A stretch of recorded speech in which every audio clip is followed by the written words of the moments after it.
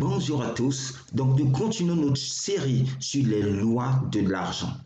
Comprenez qu'une loi est une action dont les résultats sont prévisibles, prédictibles, peu importe votre arrière-plan, peu importe votre situation financière aujourd'hui. Si vous commencez à mettre ces lois en pratique, vous allez commencer à expérimenter des changements exponentiels dans vos finances et une paix va augmenter. Peu importe où vous êtes aujourd'hui, mettez en pratique ces lois. Elles font la différence dans la vie de plusieurs personnes et vous n'en serez pas l'exception. Elles ont fait la différence dans ma vie financière. Alors je vous en parle aujourd'hui avec beaucoup d'assurance.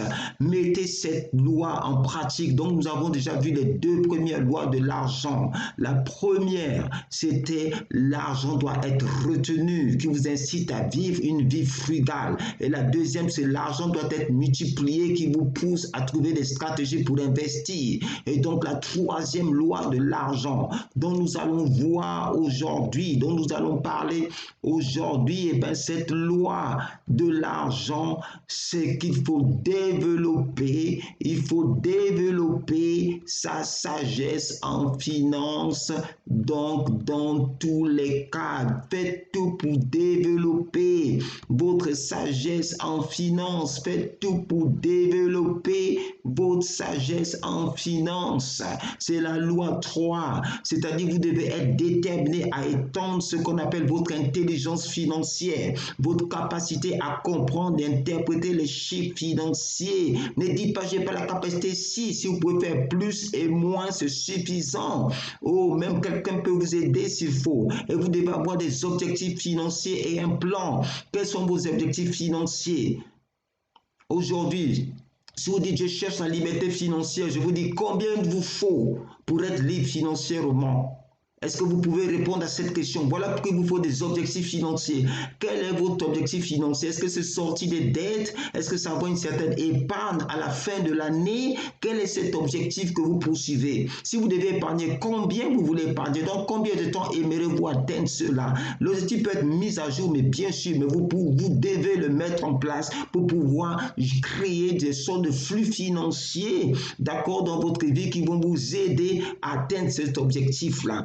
Donc, qu'est-ce que vous pouvez faire? Si je vais vous donner là quelques idées, d'accord? Quelques idées, c'est parce que vous avez besoin aussi de votre imagination, vous connaissez votre environnement plus précisément. Donc, vous devez être diligent dans l'acquisition de connaissances en finance. C'est-à-dire, vous cherchez à lire, à voir tout ce que vous pouvez comprendre sur les finances autour de vous, soit au travers des personnes, on dit ça des personnes, ou au travers des livres, ou au travers des blogs, ou au travers de podcasts. Il y a beaucoup de personnes qui ont reçu dans le domaine des finances et qui sont efficaces dedans, qui n'ont pas que la théorie. Vous pouvez suivre les vidéos de ces personnes, peut-être qu'ils ont un canal YouTube, etc.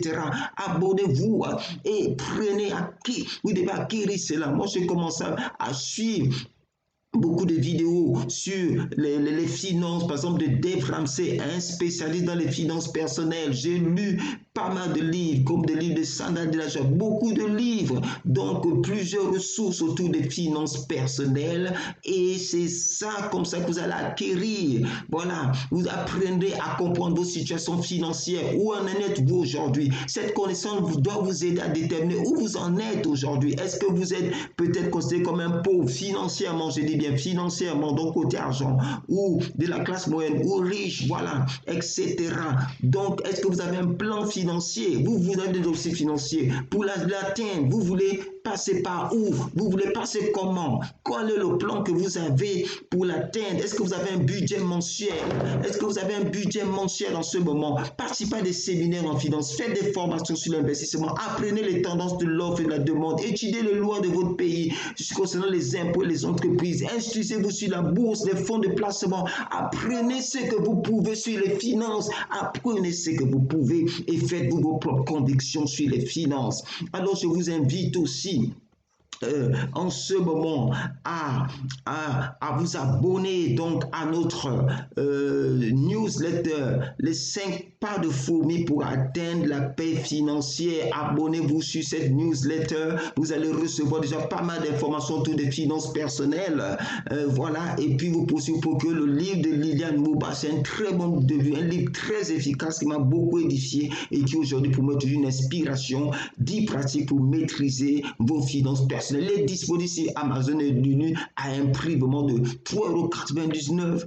3,99 €, vraiment un prix accessible. Ça va booster vos domaines financiers. Sur ce, je vous donne rendez-vous. Ne le ratez pas sur le prochain épisode sur les lois de l'argent. Restez connectés.